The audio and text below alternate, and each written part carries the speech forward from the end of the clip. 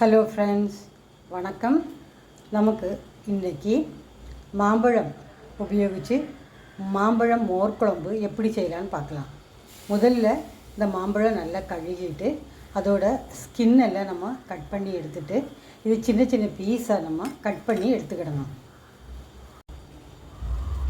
இதுக்கு தேவையான பொருட்கள்: 2 மாம்பழம் சின்ன சின்ன பீஸாக கட் பண்ணி எடுக்கணும், 1 கப்பு தேங்காய், 1/2 டீஸ்பூன் ஜீரகம், ஒரு வெள்ளைப்பூடு, பின்ன 1 ஸ்பூன் அரிசி மாவு, வறுத்த அரிசி மாவு, 3 பச்சை மிளகா, இது நம்ம கடுகு தாளிக்கிறதுக்கு வேண்டிட்டு 3 வற்றல் மிளகா, பின்ன கடுகு, கொஞ்சம் போல் வெந்தயம், 2 கப்பு தயிர் எடுக்கணும். இந்த 2 கப்பு தயிரை நம்ம 2 டம்ளர் தண்ணி ஊற்றி 4 கப்பு மோர் ஆகிட்டு நம்ம கலக்கி எடுத்துக்கிடணும்.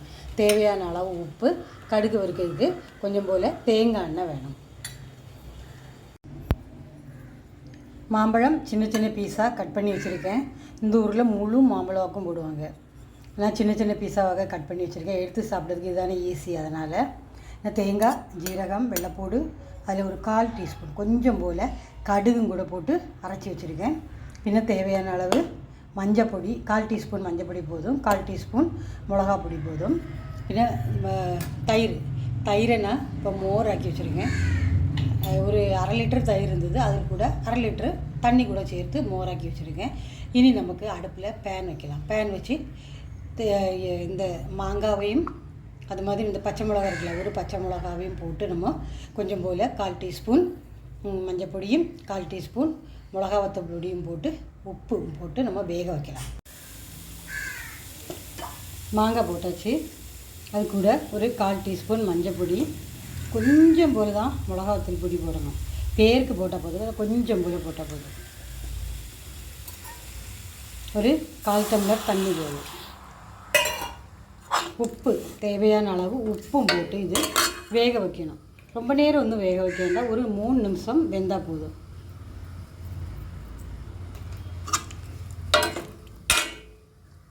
இது வெந்த பிறகு நம்ம அரைச்சி வச்சுருக்க தேங்காவை இதில் சேர்க்கணும்.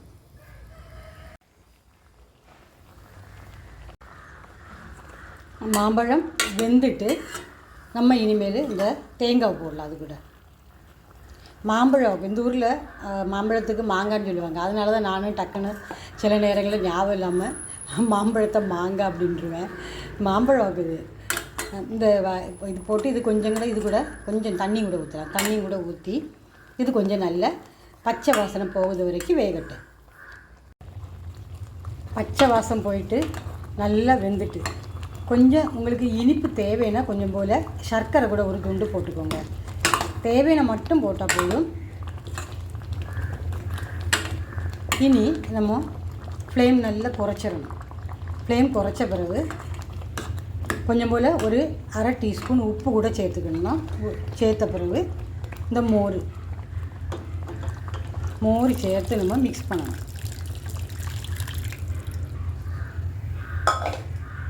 அது கூட நம்ம அரிசி மாவு அது கூட போடணும், மேலே போடணும். போட்டு இதெல்லாம் கூட நம்ம மிக்ஸ் பண்ணணும். மிக்ஸ் பண்ணி ஸ்லோ ஃப்ளேமில் தான் வைக்கணும். இது இங்கே நுரை கூட்டி வரும்போது நம்ம இறக்கிடணும். உப்பு பார்த்துக்கோங்க, உப்பு பார்த்து தேவையான அளவு உப்பு போட்டுக்கோங்க. இது நம்ம வீட்டில் திரிச்ச மஞ்சள் பொடியாக்கு, அதனால் இந்த கலர் தான் இருக்கும். கடையிலேருந்து வாங்கினா தான் ரொம்ப மஞ்சள் மஞ்சள்னு இருக்கும்.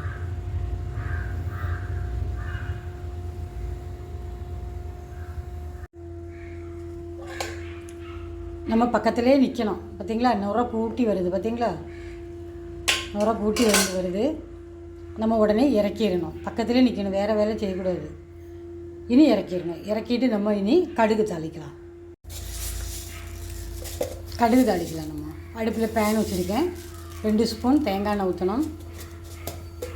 ஒரு 1/4 டீஸ்பூன் கடுகு போடணும். 1/4 டீஸ்பூன் வெந்தயம் போடணும். இது 2 நல்ல கடுகு வெடிக்கணும், வெந்தயம் நல்ல ப்ரௌன் கலரில் ஆகணும். அதுக்கு பிறகு நம்ம மிளகாத்தூளும் கருவேப்பிலையும் கூட சேர்க்கணும்.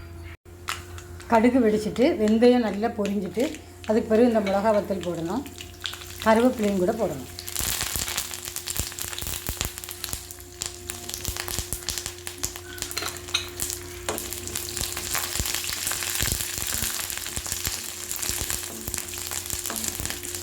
இதை நம்ம அந்த மோர் குழம்பு கூட சேர்த்து மிக்ஸ் பண்ணணும்.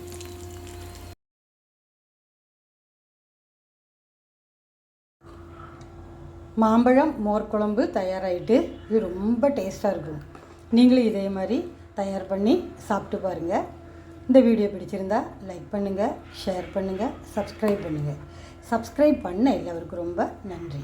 தேங்க்ஸ் ஃபார் வாட்சிங்.